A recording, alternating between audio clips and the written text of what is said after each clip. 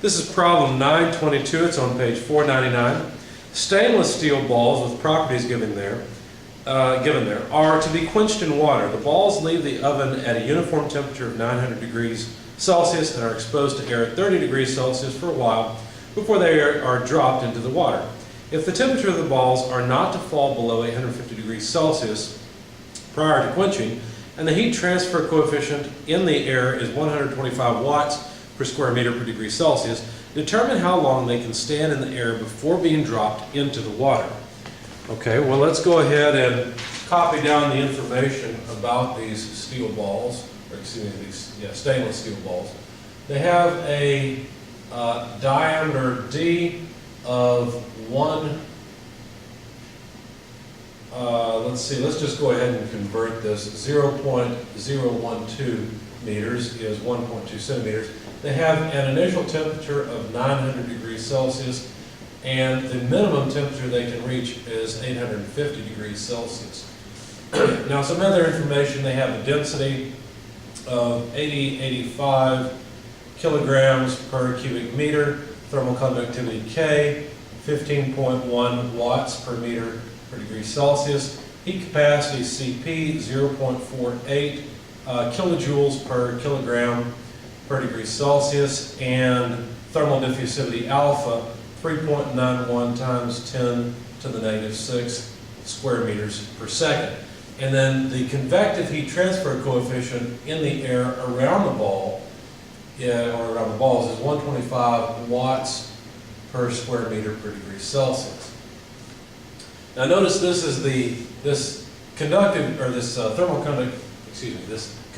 heat transfer coefficient is more property of the air than the ball, but it could have to do with the shape of the ball and the way the air is flowing around it. So the temperature of the air far away from the ball is 30 degrees Celsius.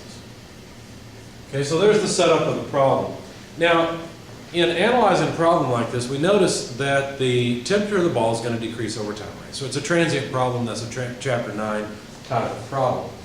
But can we assume that the ball is at a uniform temperature? If so, then we can use lumped parameter analysis, which makes our lives a lot easier.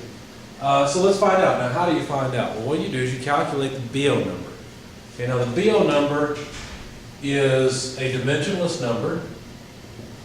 It has the symbol BI. It's always a capital BI. And if it is less than 0.1, which that's our question, then we can use lumped parameter analysis. So let's find out. Well, the BO number is HV over KA. Notice that V over A is really the characteristic length. And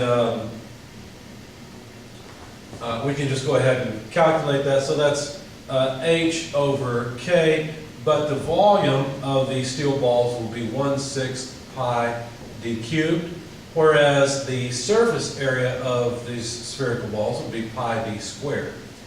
Okay, so if we cancel the d's, all but one cancel, the pi cancels, and we end up with d over 6. So H d over K 6 would be the BO number.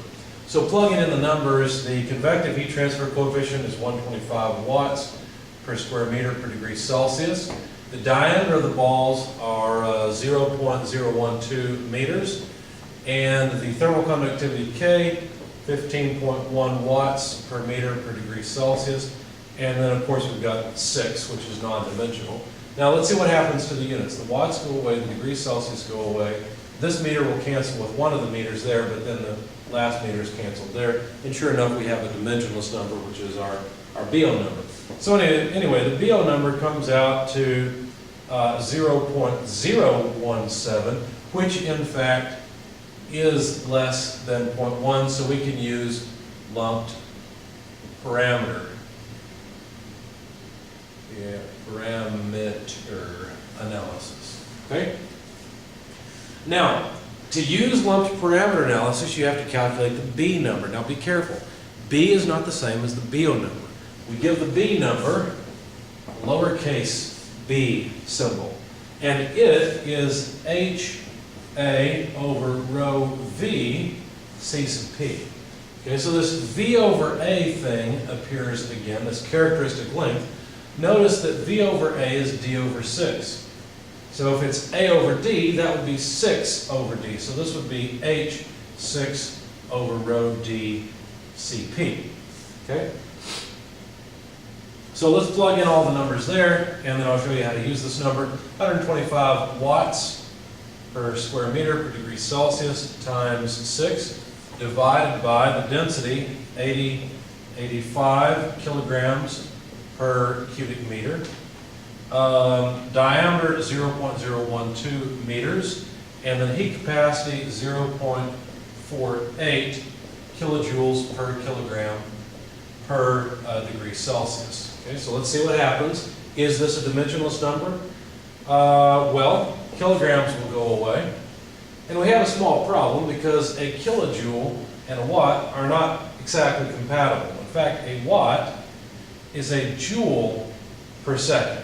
So this joule will not cancel with the kilojoule, so what do I need to do? Well, there's 1 kilojoule for every 1,000 joules. That way the joules can cancel, and the kilojoules can cancel. So I needed that factor of 1 over 1,000.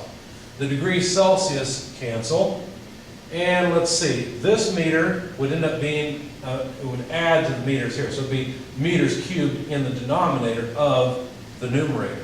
This meters cubed is in the denominator of the denominator, and so hopefully you can see that all of those meters will cancel. Notice the one unit that did not cancel was seconds. In fact, inverse seconds are the units of B.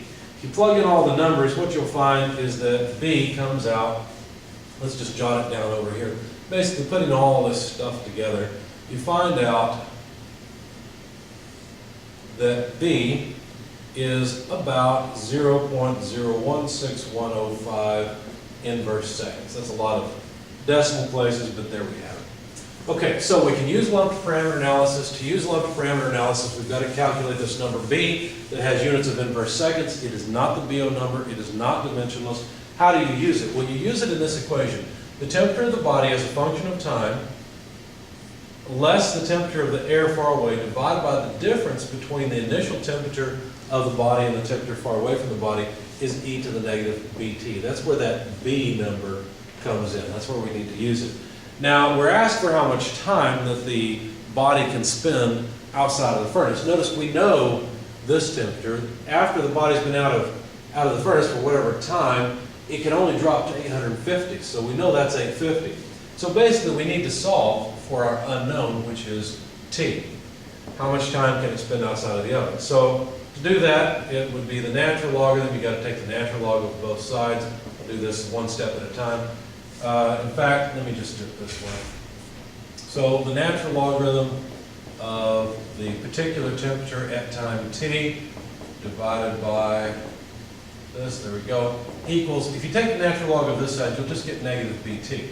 And so T is simply natural logarithm of this dimensionless temperature, essentially, divided by negative B.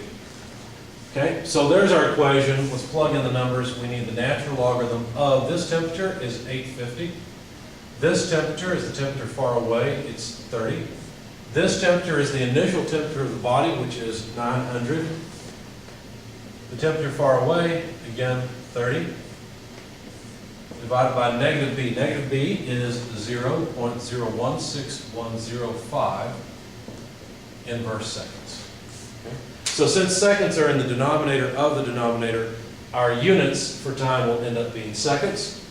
Plug all this in your calculator and you'll find that the amount of time that the steel balls can spend outside of the oven before being quenched is about 3.675 seconds. So we can't just wait around. These steel balls need to come out of the furnace and as quickly as possible go into quenching.